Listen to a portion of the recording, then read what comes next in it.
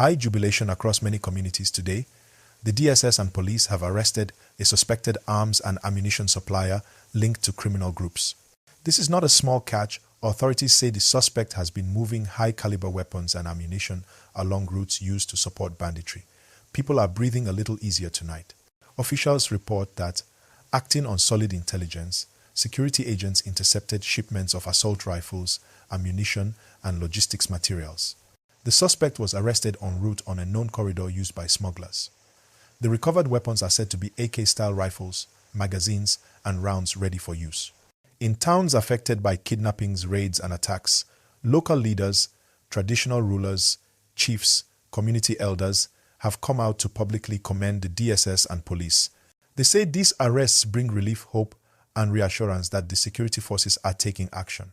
Many residents tell stories of fear, of people living in anxiety. So when a key arms link is broken, it's cause for celebration. But even as people celebrate, security analysts caution, one arrest doesn't end the problem. Criminal networks run deep. This operation is a strong blow to their supply chain, but follow-up work must continue: intelligence tracking, border control, surveillance, community cooperation, prosecuting suspects, and protecting vulnerable communities. Why is this arrest vital? Because guns and ammunition are the lifeblood of violent gangs. Take those tools away, even temporarily, and you degrade their capacity. The intelligence and cooperation between DSS and police suggest better coordination than before. That's the kind of synergy needed if we are going to make headway. For everyday people, this means there may be fewer attacks in affected areas for a while. It means police and security are showing some wins. But also, it means you have a role. Report suspicious movements, cooperate with local security posts, support lawful efforts. If you find this interesting, please like this video and subscribe to the channel so you don't miss what's next. I'll bring updates on how the weapons are handled, how border control is strengthening, and how communities recover after violence. Yes, let's keep going. Remember to like this video right now and subscribe if you haven't, so you don't miss any updates as this story unfolds. Now, from what security insiders are saying, the arrest didn't just happen by chance. It came after weeks of quiet tracking, watching communication lines, and following movement of suspicious goods across routes that link several states. When the suspect was finally intercepted, the DSS and police worked together to make sure no one escaped and every piece of evidence was secured. This shows that, at last, security coordination is improving. They're learning to act fast before criminals can disappear. Residents in nearby towns were seen rejoicing, some even calling it a divine intervention. Imagine people who have been living in fear, hearing gunshots at night, losing sleep, and suddenly they hear that one of the major suppliers has been caught. The sense of relief is real. Mothers said they can now let their children walk to school without too much fear. Traders at local markets said business feels a bit lighter because people are starting to come out again. That is what good security results bring: confidence. And please, if you are following this gist, drop a like right now to support this channel. It helps more people see updates like this, and it motivates us to keep bringing verified stories. Now, according to officials, when they searched the suspect's location and transport vehicle, they found not just rifles and bullets, but also cash and materials used to conceal the weapons. Everything has been taken as evidence. The DSS says further investigations are ongoing to trace other people involved, meaning this is likely part of a bigger network. Baba, enter your motor, open your door, open your bonnet, and come and put the gun. What do they call gun for outside? You put bindiga in a bonnet. Chicken bonnet. Leave him. Yo, wow. Yeah.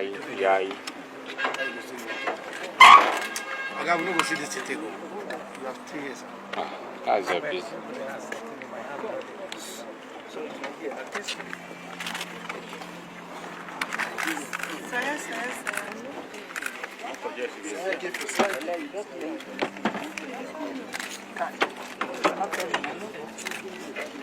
Leave him.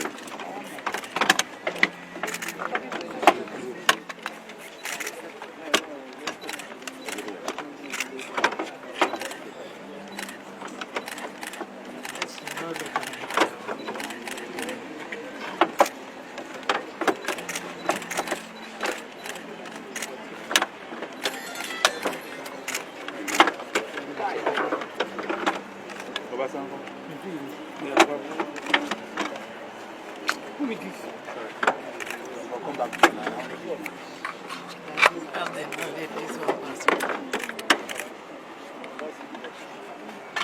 Look your back.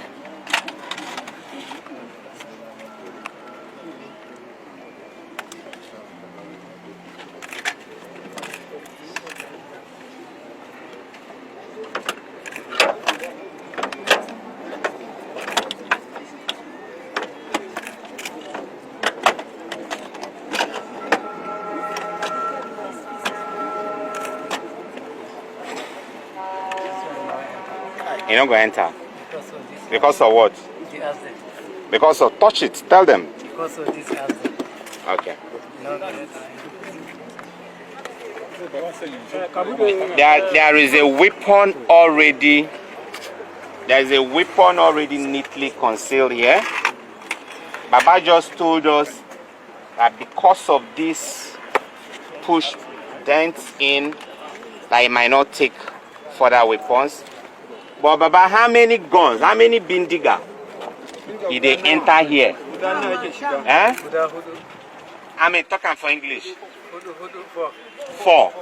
So you carry 4 guns. Where you don't carry gun go before? Experts always say once a major link is exposed, others try to hide, so security agencies are already watching every move. Governors and traditional rulers from affected states have also reacted, thanking the security agencies and promising to keep supporting the fight against illegal arms. A few governors have called for more community-based intelligence, meaning ordinary citizens should report early signs of danger. This is key, because security work is not only for police and DSS, it's for everyone. When people speak up early, lives are saved. And yes, I see your comments, keep them coming below. Tell me how you feel about this breakthrough. Do you think this will truly reduce violence? Do you believe more arrests will follow?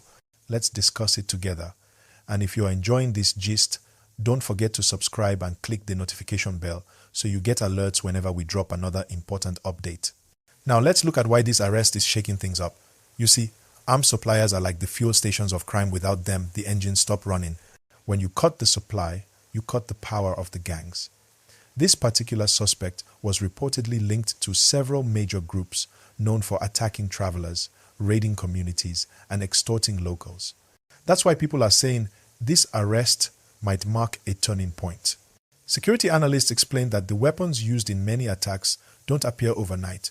They're smuggled over time, often through porous borders or hidden in cargo trucks.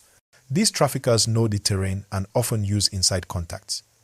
So, catching one means the agencies are starting to close those loopholes.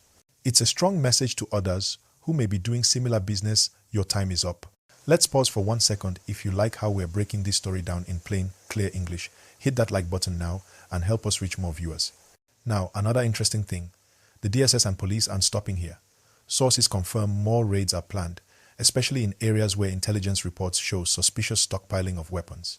Some foreign partners are also helping with technology for border monitoring, things like drones and tracking software to trace illegal shipments. If that continues, we might finally see consistent progress in tackling arms flow. Meanwhile, people are asking, what happens to the recovered weapons? Well, usually, when investigations are complete, the items are catalogued, kept as evidence, and later destroyed publicly after court orders. It's a process meant to prevent any recycling of arms back into society. The hope is that this transparency continues, so citizens can trust that the seized weapons won't end up back in circulation. Community leaders are also calling for rehabilitation and job programs to help young people avoid being recruited by these networks, because truth be told, poverty and unemployment often drive people into such crimes. If the root causes are not addressed, others might take the place of those arrested. So the victory today must be followed by reforms tomorrow. Before we go deeper, quick reminder, please like and subscribe if you appreciate well-researched, ad-friendly news updates like this. It really helps the channel grow and keeps this kind of honest reporting alive. Now, as the investigation continues, expect more names to come out. Often when one suspect is questioned, more information surfaces who supplied the funds, who handled the logistics, where the arms were meant to go. That's the domino effect that can break down the whole system. And when that happens, the entire chain begins to collapse. That's why this single arrest is bigger than it first appears. Experts also point out that disrupting weapon supply doesn't just reduce violence, it also reduces kidnappings and illegal mining activities linked to armed groups. That's because most of these crimes rely on the same networks for logistics and protection. So, by blocking the arms, you weaken multiple illegal activities at once. That's why there's so much joy in the air right now. And while citizens celebrate, government spokespeople are reminding everyone to remain vigilant, to keep reporting any suspicious movements. Security victory needs everyone's participation. Let's pause again. Like this video, share it with friends, and subscribe so you never miss our next update.